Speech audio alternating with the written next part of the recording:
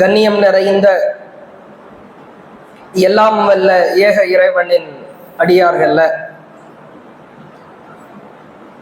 அல்லாஹ் மனிதர்களுக்கு ஏராளமான பேரருளை அருட்கொடையாக இறைவன் வழங்கியிருக்கிறார். இறைவனால் வழங்கப்பட்டிருக்கிற அருட்கொடைகளில் மிக முக்கியத்துவம் வாய்ந்த அருட்கொடையாக அல்லாஹ் குடும்பத்தையும் குடும்ப உறுப்பினர்களையும் இறைவன் பேசுகிறார். அதிலும் குறிப்பிட்டு சொல்வதாக இருந்தால், உண்மையான இறை நம்பிக்கையாளர்கள் ஒவ்வொரு நாளும் அணுதினமும் தன்னை சார்ந்திருக்கிற குடும்ப உறுப்பினர்களை கண்ணியத்திற்குரியவர்களாக, இறையச்சத்தில் முன்மாதிரியாக திகழ வேண்டும் என்று இறைவனிடத்திலே பிரார்த்தனை செய்து கொண்டே இருப்பார்கள் என்றும் அல்லாஹ் வலியுறுத்தி சொல்லுகிறார். முஃமின்களின் பிரார்த்தனையாக அல்லாஹ் திருக்குர்ஆனிலே பேசுகிற பொழுது, உண்மையான இறை நம்பிக்கையாளர்கள் இறைவனிடத்திலே பிரார்த்திப்பார்கள். ரப்பனா ஹப்லனா மின் அஸ்வாஜினா வ ஸுர்ரியாத்தினா, இறைவா எங்கள் வாழ்க்கை துணைகளிலிருந்தும் எங்கள் சந்ததிகளிலிருந்தும் குர்ரத்த அய்யுன், நீ கண் குளிர்ச்சியை ஏற்படுத்துவாயாக, மன நிம்மதி வேண்டும் இறைவா. நான் திருமணம் முடித்ததே மன நிம்மதிக்காகத்தான், பிள்ளைகளை பெற்றதே மன அமைதிக்காகத்தான், எனக்கென்று ஒரு குடும்பம், அந்த குடும்பத்தில் நானும் ஒருவன் என்கிற அங்கம் வகிப்பதே மன நிம்மதிக்காகத்தான். இந்த மன நிம்மதியை இறைவாடி கொடுத்து விடு என்று பிரார்த்திப்பார்கள்.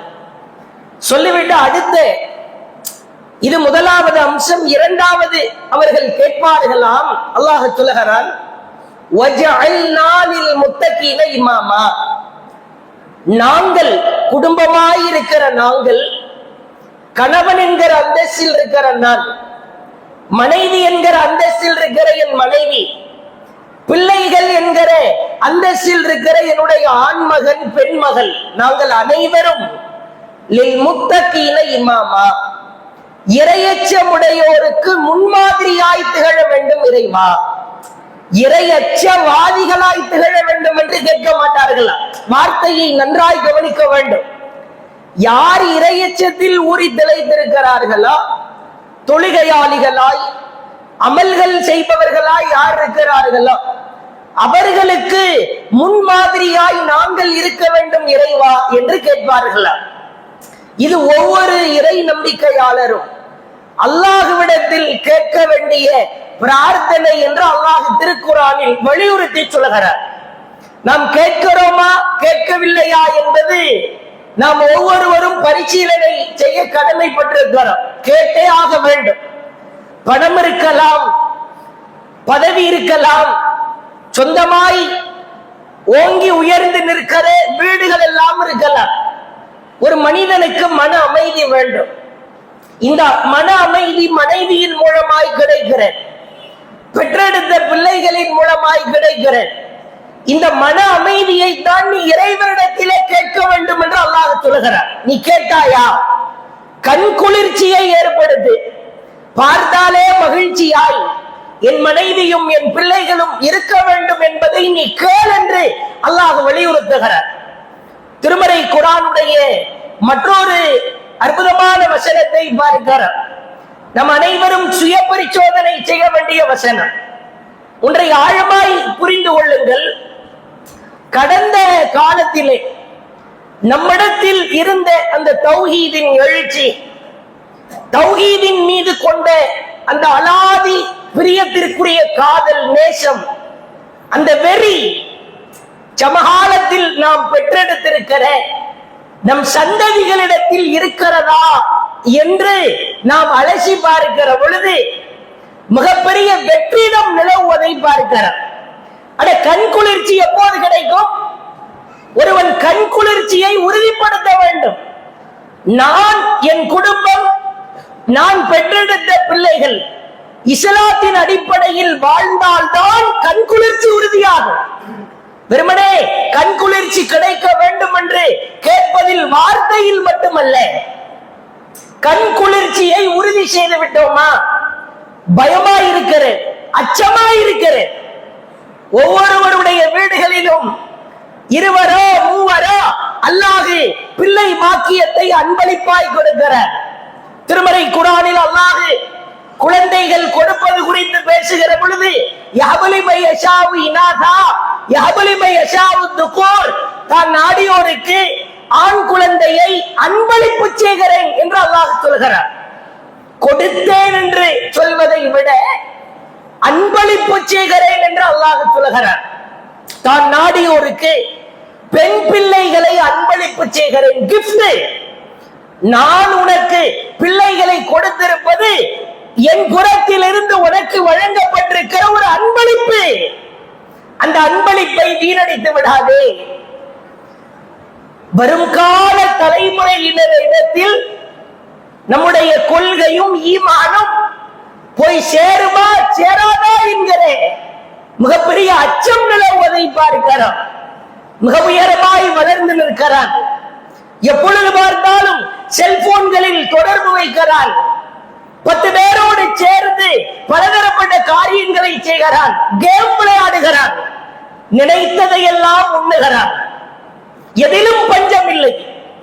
இங்கே அமர்ந்திருக்கிற நம்மில் பலர் கடந்த கால ஒரு 30 ஆண்டு கால வரலாறை நீங்கள் புரட்டி பாருங்கள். பின்பகுதியிலே கிழிந்து விட்டால் ஆடைகளை தைத்து போட்ட காலங்கள் எல்லாம் உண்டு. பின்னாடி பகுதியில கிழிஞ்சிரும் ட்ரெஸ், தச்சு போட்ட காலம் உண்டு. ஒரே ஒரு செருப்பை வாங்குவோம், அடுத்த பெருநாள் எப்பொழுது வராது என்று ஏங்கி கிடப்போம். ஏன்? ஒரு பெருநாளுக்கு அடுத்த பெருநாள் தான் செருப்பு வாங்குற காலகட்டம். அதுக்கு இடையில செருப்பு பிஞ்சிருச்சுன்னா தைத்துத்தான் போட்டோம். இங்க அமர்ந்திருக்கிற பலர் அதை நாம் அனுபவித்திருக்கிறோம். 2-3 நாட்களுக்கு முன்பு உள்ள மீன் குழம்பை, தோசை மாவை, பழைய சாம்பாரை 3 நாட்களுக்கு பிறகு உண்ட காலங்கள் எல்லாம் உண்டு.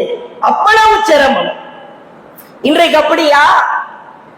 அல்லாஹ் பரக்கத்தை, அருள் பலத்தை அள்ளி அள்ளி கொடுத்திருக்கிறார். ஒரு சிறுவனுக்கே மிகப்பெரிய அளவு பீரோல் இருக்கிறது. அதில் ஆடைகளால் அவன் அலங்கரிக்கிறான். ஒரு சிறுவனுக்கான செருப்பு வகை 5 வகை இருக்கிறது. ஸ்போர்ட்ஸ் ஷூ என்கிறான், திங்கக்கிழமைக்கு போடுற செப்பல், மதரசாவுக்கு போட்டு போற செருப்பு என்கிறான். உணவிலே பஞ்சம் இல்லை. நினைத்ததை எல்லாம் உண்ணுகிறான். நினைத்த நேரத்திலே கனப்பொழுதில் ஆர்டர் போட்டு உண்ணுகிறான். சிக்கன்லயே கோழியிலேயே 40 வகையான உணவை ஒரே நேரத்திலே உண்ணுகிறான். உணவில் பஞ்சம் இல்லை, உடுத்துகிற உடையிலே பஞ்சம் இல்லை. ஒரு கடிச்சு போட்ட அந்த ஆப்பிள், பாதி கடிச்சு போட்ட ஆப்பிள் போன் தான் அனைவரின் கையிலும் இருக்கிறது. அந்த லோகோ தெரியணும், பாக்கெட்ல வைத்தால். பயன்படுத்துகிற பொருளிலே பஞ்சம் இல்லை. ஆனால் ஒரே ஒரு பஞ்சம் கோரத்தாண்டவம் ஆடுகிறது. அதுதான் மார்க்கத்தின் மீது, ஈமானின் மீது கொண்டிருக்கிற உறுதியில் இருக்கிற பஞ்சம். வறுமையில் கோரத்தாண்டவம் ஆடுகிறது. பள்ளிக்கூட விடுமுறையின் நேரத்தில் கூட பள்ளிவாசலுக்கு வந்து 5 நேர தொழ மறுக்கிறார். மாணவர்களோடு, இளைஞர்களோடு, நண்பர்களோடு வீதியிலே நிற்பதை பார்க்கிறோம். பலதரப்பட்ட அப்ளிகேஷன்களை பயன்படுத்துகிறார். இன்ஸ்டாகிராம் இது மாதிரி ஒரு கேவலமான ஒரு அப்ளிகேஷன் கிடையவே கிடையாது. யாரோடு எப்படி வேண்டுமானாலும் பேசிக்கொள்ளலாம், என்ன நேரத்தில் வேண்டுமானாலும் பேசலாம். காதல் என்கிறான், அந்நிய ஆணோடு தொடர்பு வைக்கிறாள் ஒரு பெண், அந்நிய பெண்ணோடு தொடர்பு வைக்கிறான் ஒரு ஆண். கண்குளிர்ச்சி கிடைக்குமா? கண்குளிர்ச்சி எப்போது கிடைக்கும்? உன் குடும்பத்திலே இருக்கிற நீ பெற்றெடுத்த பிள்ளைகள் நான் உனக்கு வழங்கியிருக்கிற அந்த கிஃப்ட், அன்பளிப்பை ஈமானோடு, இஸ்லாத்தோடு, இறை பற்றோடு நீ உறுதிப்படுத்தினால் கண்குளிர்ச்சி கிடைக்கும். உறுதிப்படுத்தி விட்டாயா? அல்லாஹ் அப்படித்தான் எதிர்பார்க்கிறார். திருமறை குர்ஆனிலே பார்க்கிறோம். அல்லாஹ் எச்சரிக்கை செய்கிற மிக கடுமையான எச்சரிக்கை. அல்லாஹ் திருமறை குர்ஆனிலே பேசுகிறான். தெளிவான நஷ்டம் என்றால் என்ன? ஒருவனுக்கு தெளிவான நஷ்டம் எப்போது கிடைக்கும்? அல்லாஹ் பேசுகிறார்.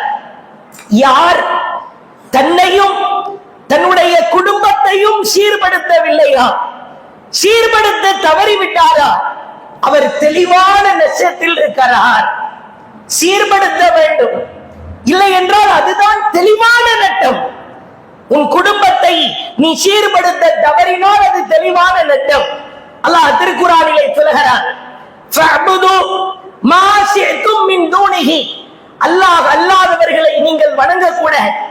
குல், நபியே நீங்கள் சொல்லுங்கள், இன்னல் காசிரீன அல்லதீன கஸிரு அன்ஃபுஸஹும் வ அஹ்லீஹும் யௌமல் கியாமா, கியாமத் நாளிலே உச்சபட்சமாய் ஒருவன் நட்டத்தை அனுபவிப்பான். அவன் யார் தெரியுமா? தன்னையும் தன் குடும்பத்தினரையும் எவன் இந்த உலகத்திலே சீர்படுத்த தவறினானோ அவன் உச்சபட்ச நஷ்டத்தை அனுபவிப்பான். சொல்லிவிட்டு அல்லாஹ் சொல்லுகிறான், அல்லாஹ் அறிந்து கொள்ளுங்கள், ذَلِكَ هُوَ الْخُسْرَانُ الْمُبِينُ, இதுதான் மிக கிளியரான ஒரு நஷ்டம், தெளிவான நஷ்டம். லாஸ், நீ எவ்வளவு சம்பாதித்தாலும் சரிதான், கோடிகளை கொட்டினாலும் சரிதான், கோடிகளிலே புரண்டாலும் சரிதான், குடும்ப அமைப்பை சீர்படுத்த தவறினால், பிள்ளைகள் விஷயத்திலே கவனிக்க தவறினால் அது நட்டமாய் வந்து நிற்கும். அல்லாஹ் நம்மை அழுத்தந்திருத்தமான கேள்வி கணைகளுக்கு உள்ளாக்குவார். ஒன்றை ஆழமாய் புரிந்து கொள்ளுங்கள். அல்லாஹ்வின் தூதர் அவர்கள் தன் மகளை எப்படி வளர்த்தார்கள் தெரியுமா? நபிகளார் முன்மாதிரி என்கிறோம். இஸ்லாத்திற்காக அவர்களின் மகளார் செய்த தியாகம் தெரியுமா? ஒவ்வொரு பெற்றோர்களும் காது கொடுத்து கேட்க வேண்டும். நீங்கள் உங்கள் பிள்ளைகளுக்கு சொத்தை கொடுப்பீர்களோ, சுகத்தை கொடுப்பீர்களோ, பணத்தை கொடுப்பீர்களோ, அல்லது சொகுசான வாழ்க்கையை கொடுப்பீர்களோ இல்லையோ, தயவு செய்து மார்க்கத்தை கொடுத்து விடுங்கள். இஸ்லாத்தை அவர்களின் உள்ளத்திலே பதிய வையுங்கள். சமகால நிகழ்வுகள் பயமாயிருக்கிறது. படிதாண்டுகிற அவல நிலையை பார்க்கிறோம். ஒரு பெண் குழந்தை விஷயத்திலே கவனக்குறைவா இருக்கிற குடும்பத்தார்கள் கை சேதப்பட்டு நிற்கிற அவல நிலையை பார்க்கிறோம். அல்லாஹ்வின் தூதர் குழுமிருக்கிற சபையில அறிவித்தார்கள். அறிந்து கொள்ளுங்கள், யாருக்கு 2 பெண் குழந்தைகள் இருந்து அந்த இருவரை நல்லொழுக்கம் உள்ள மார்க்கப்பட்டுள்ள பிள்ளையா யார் வார்த்தெடுக்கிறாரோ, சொல்லிவிட்டு அல்லாஹ்வின் தூதர் ஜமா காட்டினார்கள், உதாரணம் சொன்னார்கள், செய்கையால் விளக்கினார்கள். தோழர்களே அறிந்து கொள்ளுங்கள், கரத்தை தூக்கினார்கள், 2 விரல்களை காட்டி ஜாஅ யௌமல் கியாமா, அவரும் வருவார் நானும் வருவேன். யார் 2 பெண் குழந்தைகளை நல்லொழுக்கம் உள்ள பிள்ளையாய் பெற்றெடுத்து வார்த்தெடுத்தாரோ அவரும் வருவார் நானும் வருவேன். அவர் இங்கே நான் இங்கே, அவர் இங்கே, நான் இங்கே இருப்பேன் அவர் இங்கே இருப்பார். இவ்வளவுதான் எங்கள் இருவருக்குமான இடைவெளி, இவ்வளவுதான். அல்லாஹ்வின் தூதரின் அருகிலே 2 விரல், இதற்கான இடைவெளி எவ்வளவு? கை விரல்களை எவ்வளவு விரித்தாலும் 1/2 கிலோமீட்டர் தூரம் போயிருமா? உடைத்தாலும் சரிதான், மிக நெருக்கம். அல்லாஹ்வின் தூதரின் அருகிலே இருப்பதற்கு நாம் என்ன பத்ர் போர்க்களத்தில் கலந்து கொண்டவர்களா? உஹது போர்க்களத்திலே கலந்து கொண்டோமா?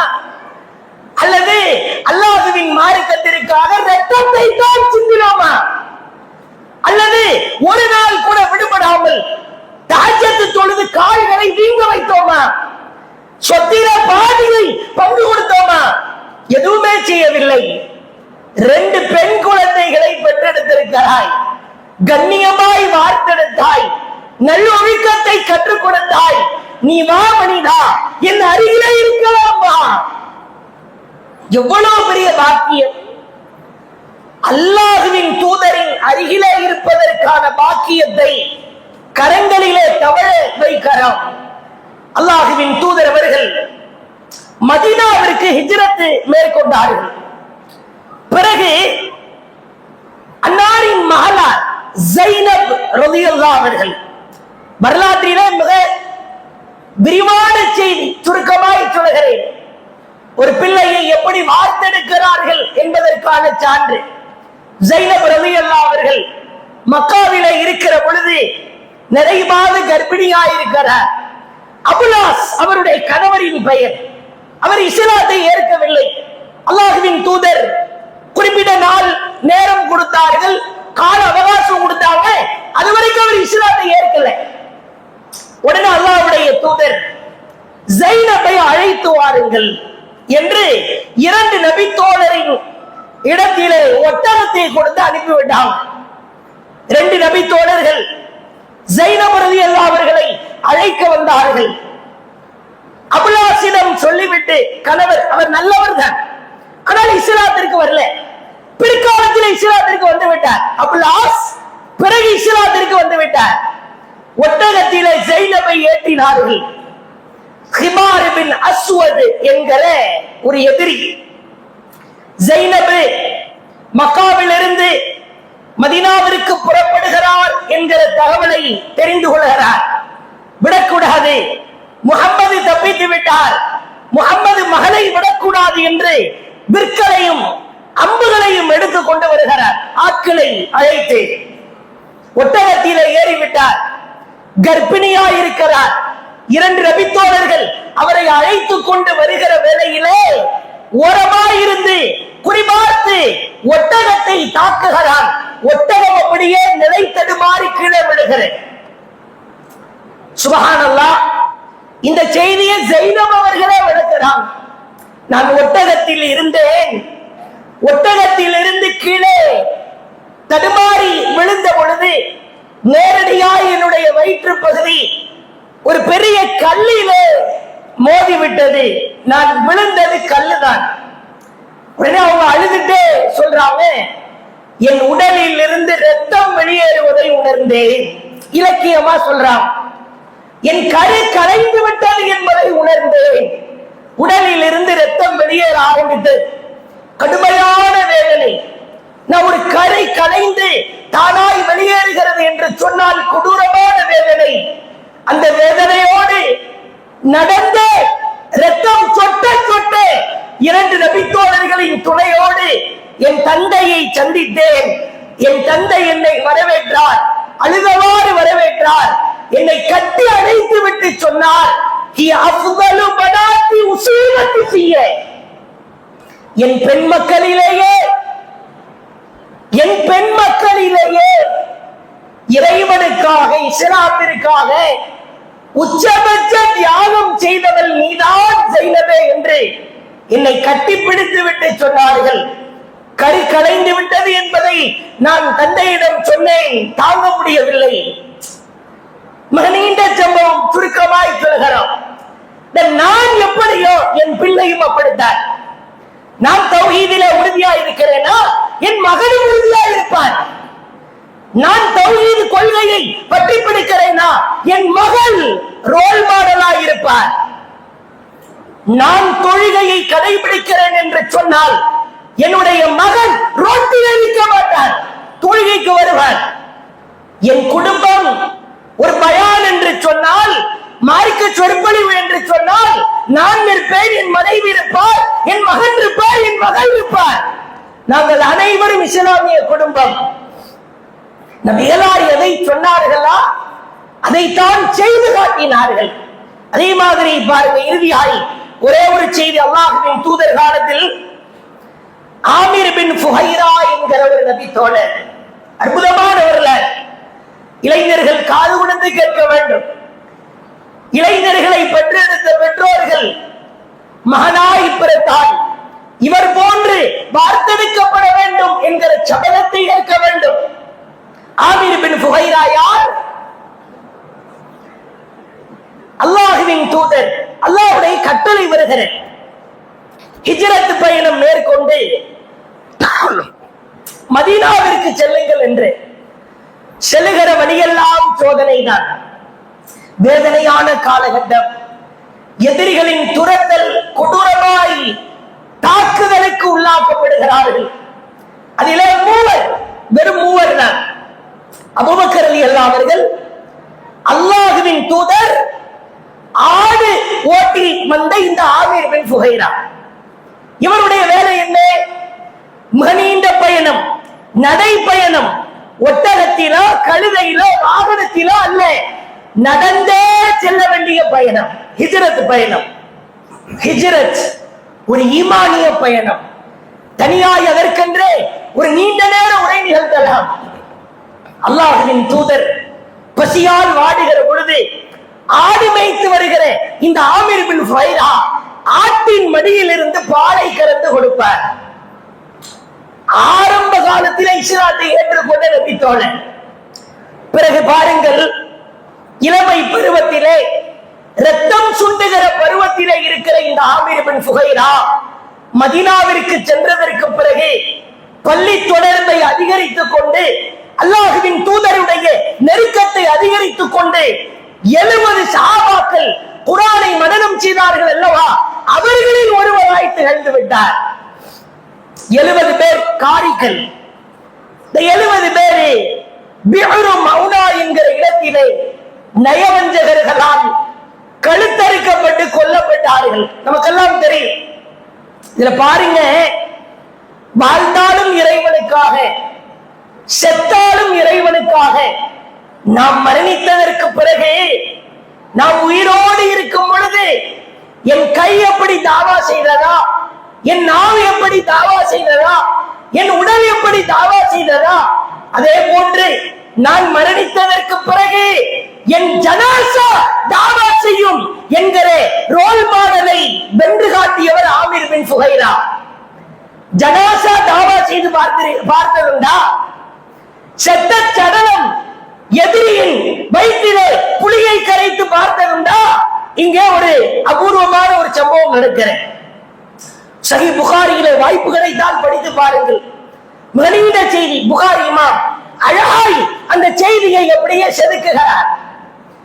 ஆமீர் பின் ஃபுஹைரா 70 பேர் வரிசையா ஒவ்வொருத்தரா கொல்லப்படுறாங்க.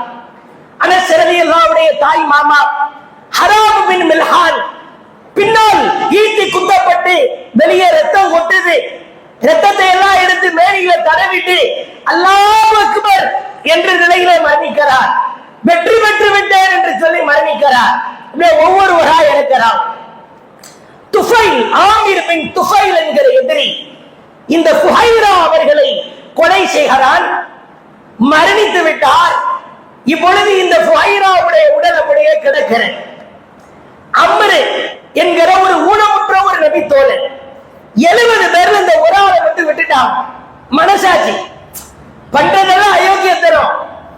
கொன்னுட்ட 69 பேரையும் சரி இவர் ஊனமுற்றவரா இருக்கிறாரு, இவரை மட்டும் கொல்ல வேண்டாம் என்று விட்டுவிட்டார் போல் இருக்கிறது. அந்த அம்ரு அவர்களை வேகமாய் தட்டுகிறான். ஆமீர் பின் துஃபைல் எதிரி, இவன் தான் ஆமீர் பின் ஃபுஹைராவை கொன்றவன். தட்டுகிறான், விளவலத்து போய் நிற்கிறார். இவர் யார்? அந்த ஜனாசாவை பார்த்து கேட்கிறான், இவர் யார்? இவர்தான் ஆமீர் பின் ஃபுஹைரா. இவர் என்ன செய்தார் சொல்? குர்ஆனை மனனம் செய்திருக்கிறார், இறைவனுக்காகவே வாழ்ந்திருக்கிறார். ஏண்டா இப்படி பதற? என்ன விஷயம் சொல்லு? புகாரியிலே படிக்கலாம். உடனே அந்த அம்ரு பின் துஃபைல் சொல்லுகிறான், லகத் ரஅய்துஹு, இந்த நபரின் சடலத்தை நான் காண்கிறேன். குத்திலே, இவர் மரணித்து விட்டார்தான். ஆனால் ருஃபிஅ இலா ஸமா, இவருடைய உடல் அப்படியே வானோக்கு உயர்த்தப்படுகிறது. ஹத்தா இன்னில் அன்துரு இலா ஸமா, வானம் வரைக்கும் சென்று பைனஹு வ பைனல் அர்ல், பூமியில இறங்கி நிற்கிறது. பிறகு மீண்டும் வானத்திற்கும் பூமிக்கும் நடுவிலே இவருடைய உடலை யாரோ சுமந்து கொண்டிருப்பதாய் என் கண்களுக்கு தெரிகிறது. அப்படியே வெளவெளத்து போய் கேட்கிறார். எதிரிதான். அல்லாஹ்வின் பேரற்புதம். எதிரிகளுக்கு கூட இது மாதிரி அதிசயத்தை காட்டுவான். உடனே அந்த ஊனமுற்ற நபித்தோழர் சொன்னார், நீ கொன்னவர் சாதாரண மனிதரா? அல்லாஹ்வின் குர்ஆனை மனனம் செய்தவரை நீ கொன்றிருக்கிறாய். அல்லாஹ் உனக்கு கடுமையான தண்டனையை தருவான், நீ தப்பிக்கவே முடியாது. இந்த செய்தியை ரசூலுல்லாஹ்வுக்கு அல்லாஹ் எடுத்து காட்டுகிறார். ஆமீர் பின் ஃபுஹைரா வானோக்கு உயர்த்தப்பட்டு பிறகு பூமிக்கு வைக்கப்பட்டு வானத்திற்கும் பூமிக்கும் நடுவிலே அவர் நிறுத்தப்படுவதை நான் உயிரோடு இருக்கிற பொழுது என் உடல் எப்படி தாவா செய்ததோ, மரணித்ததற்கு பிறகு ஒரு நபித்தோழரின் ஜனாசா எதிரிக்கு தாவா செய்திருக்கிறது. வளர்த்தால் இப்படி வளர்க்க வேண்டும், வார்த்தெடுக்க வேண்டும். பிள்ளைகளிடத்திலே மார்க்கத்தை சொல்லி சொல்லி வளருங்கள். தயவு செய்து நவீன காலம் மிக மிக மோசமான காலமாக இருக்கிறது. ஆன்லைன் போதை அடிமையை தாண்டி, மது அடிமையை தாண்டி, கஞ்சா அடிமையை தாண்டி ஆன்லைன் அடிமை கோரத்தாண்டவம் ஆடுகிறது. மொபைலிலே மூழ்கி கிடக்கிறான், கேம்ஸிலே மூழ்கி கிடக்கிறான், சாட்டிங்கிலே மூழ்கி கிடக்கிறான். தயவு செய்து நம் வீட்டு பிள்ளைகளை, இளைஞர்களை முன்மாதிரி இளைஞர்களாய் வார்த்தெடுப்போம். ஆண் பிள்ளைகள் பெற்றெடுத்தோரே, பெண் பிள்ளைகள் பெற்றெடுத்தோரே, நபிகளாரின் அருகிலே இருப்பதற்கான ஒரு முன்மாதிரி இளைஞர்களாய் நம் பிள்ளைகளை செதுக்குவோம் என்று கேட்டு அல்லாஹ் பேரருள் புரிவானாக. வாஹிரு தஅவானா அல்ஹம்துலில்லாஹி ரப்பில் ஆலமீன்.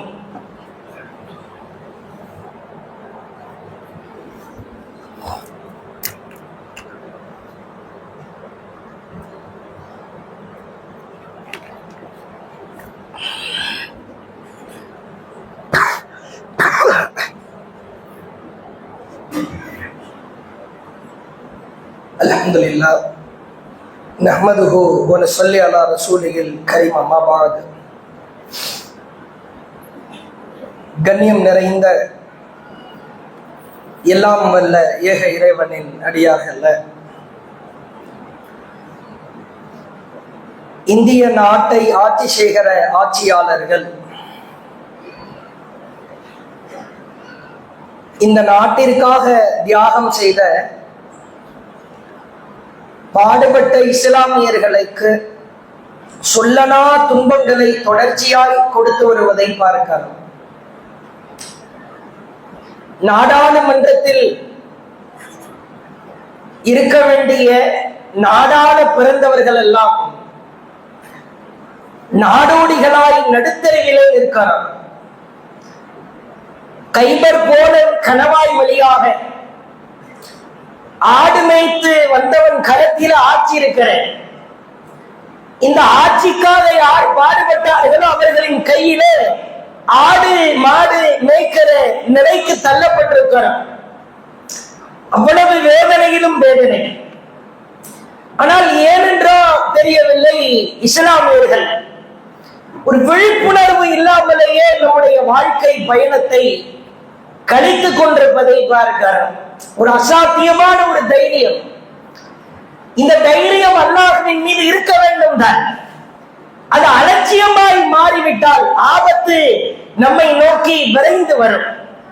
அல்லாஹ் திருமறை குர்ஆனிலே சொல்கிறான், யா அய்யுஹல்லதீன ஆமனு, ஈமான் கொண்டவர்களே, வஹதரு, நீங்கள் எச்சரிக்கை உணர்வோடு இருந்து கொள்ளுங்கள். பி அலர்ட், அலர்ட்டாய், அலட்சியமாய் இருக்காது.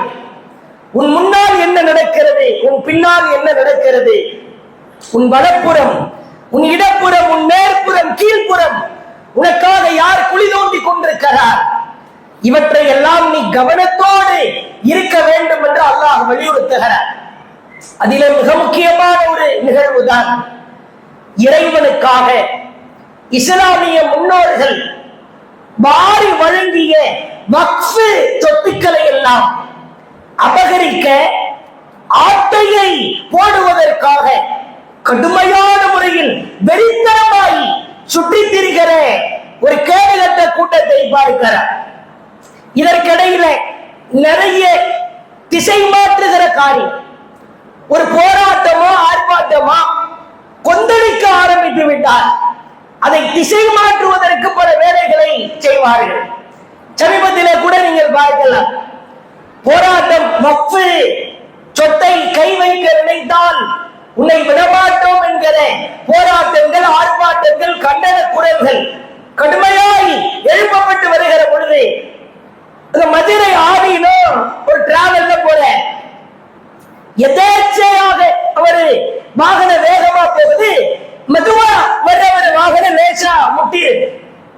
என்னை சதி செய்ய, கொலை செய்ய தூண்டி விட்டார்கள்.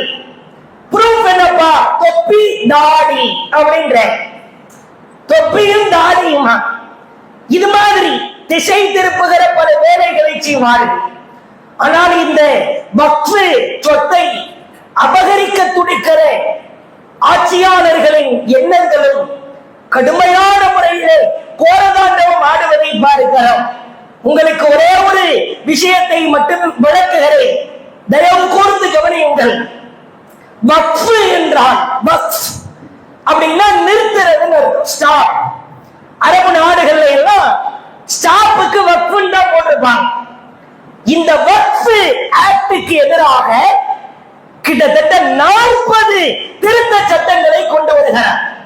அதில் ஒரு விஷயத்தை பாருங்கள். Are the Waqf Properties Act number 4 are the Waqf Properties revocable? வக்ஃப் ப்ராப்பர்ட்டியை திரும்ப எடுக்கவே முடியாதாமே. ஏன் தெரியுமா? Since the ownership of property is transferred to Allah from the waqif in the case. ஏன்னா அவங்க அல்லாஹ்வுக்காக வக்ஃப் செஞ்சிட்டாங்களா, அதனால அதை எடுக்கவே முடியாதா. இதுவே எவ்வளவு பெரிய ஒரு அப்பட்டம் அப்படின்னு ஆக்ட திருத்துறான். என்ன சொல்ல வர்றா? ஏன்னா ஒரு ப்ராப்பர்ட்டியை கடவுளுக்காக எப்படி கொடுக்க முடியும், அல்லாஹ்வுக்காக எப்படி நீ சொத்தை கொடுக்க முடியும்? உன் இறைவனுக்கு சொத்து தேவையா, சுகம் தேவையா, அப்புறம் எப்படி நீ கொடுக்க முடியும்? கலவரத்தை ஏற்படுத்துறேன் பாருங்க மக்களே. இவங்க அல்லாஹ்வுக்காக சொத்தை கொடுத்துட்டாங்களா, அதனால திரும்ப வாங்க முடியாதா? இத நடுநிலையா இருக்கிற மக்கள் இவன் கிறுக்குத்தனமா சொல்றான்னு கடந்து போயிடுவாங்க. கொஞ்சம் சிந்திக்காத மாற்று மதத்தை சார்ந்தவர்கள் அதாவது அது எப்படி அல்லாஹ்வுக்காக இவங்க கொடுக்க முடியும்? எவ்வளவு பெரிய ஒரு நச்சு விதை என்று பாருங்கள். அதே மாதிரி இன்னொரு ஆக்ட் சொல்றேன். Waqf by user as waqf based solely religious purpose. இந்த வக்ஃப்ன்ற பேரே தப்பு.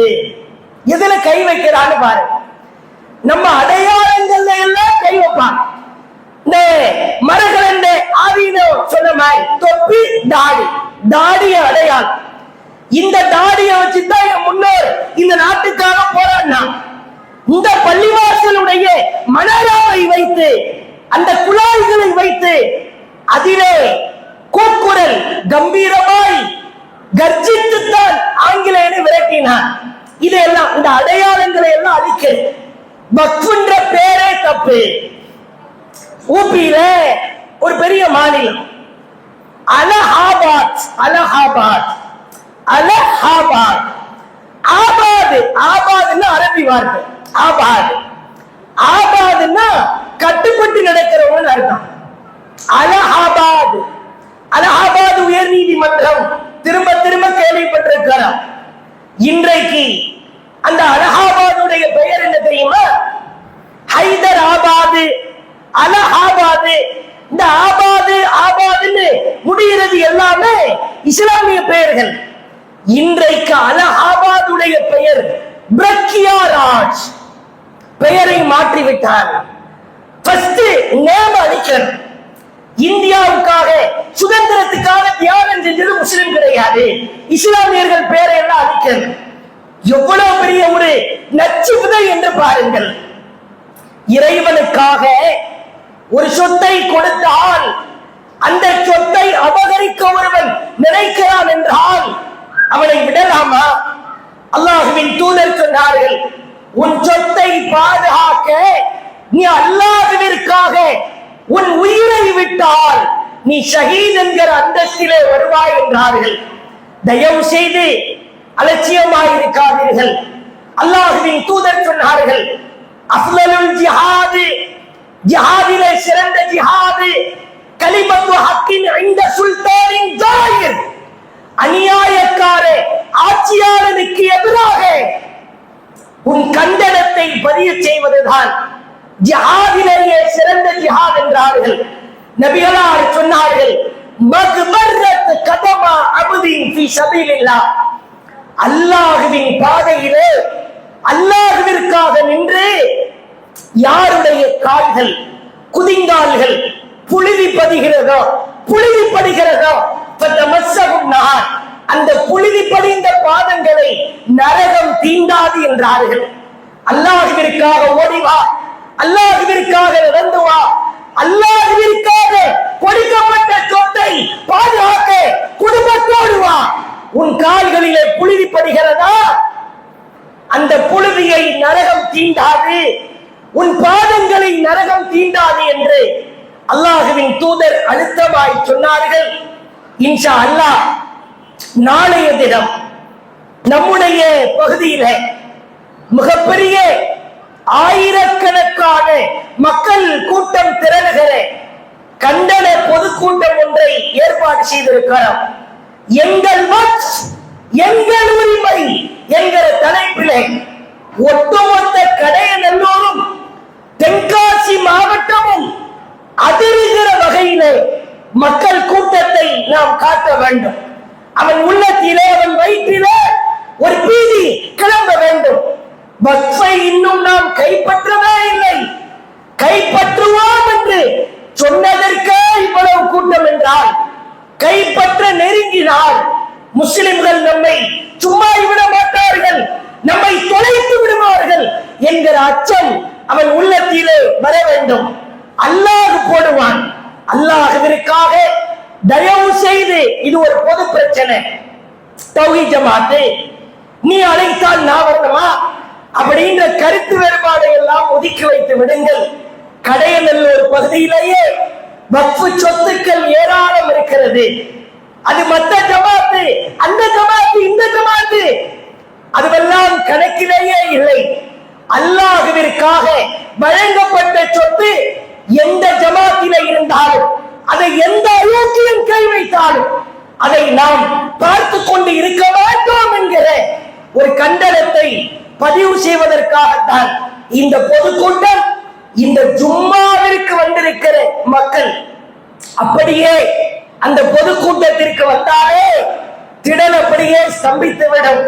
நாளைக்கு என்ன வேலை இருந்தாலும், எவ்வளவு பெரிய முக்கியமான வேலை இருந்தாலும், ஒரு மணி நேரம், ஒரு 2 மணி நேரம் அல்லாஹ்விற்காக ஒதுக்கி வைத்துவிட்டு தயவு கூர்ந்து குடும்பத்தோடு அல்லாஹ்வின் சொத்தை பாதுகாக்க வாருங்கள். அல்லாஹ் நாளை மறுமையில கேட்பான், அநியாயக்காரன் எனக்காக கொடுக்கப்பட்ட சொத்தை அபகரிக்க நினைக்கிற பொழுது நீ கடையில நின்று வியாபாரம் செய்தாயா, சுற்றுலா சென்றாயா, வீட்டிலே ஆயாய் படுத்திருந்தாயா? நீ ஏண்டா குரல் எழுப்பல? ஏன் உன்னுடைய ஆவேசத்தை எழுப்பவில்லை? அல்லாஹ் கேட்பான். இறைவா, எழுப்பிவிட்டேன் இறைவா என்கிற பதிலை நாம் சொல்ல வேண்டும். அநியாயக்காரர்கள் அப்படியே அதிர்ந்து போகிற வகையில் நாளைய கண்டன பொதுக்கூட்டத்தை வெற்றிகரமாக அல்லாஹ்வின் உதவியால் பெருந்திரளான மக்களை கலந்து கொள்ள செய்ய குடும்பத்தோடு உங்களை அன்போடு அழைக்கிறோம். நம்முடைய கண்டன குரலினால் கடையநல்லூரிலே இருக்கிற வக்ஃப் சொத்திலே ஒரு ஜான் அளவிற்கு கூட அவன் கை வைக்க நினைக்க கூட, அவ்வாறு நினைத்தால் அவன் குழி தோண்டி புதைக்கப்பட வேண்டும்.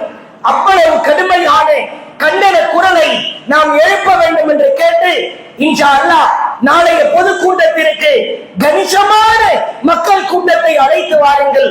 அல்லாஹ் அநியாயக்காரர்களை அவன் வேறு இருப்பானாக.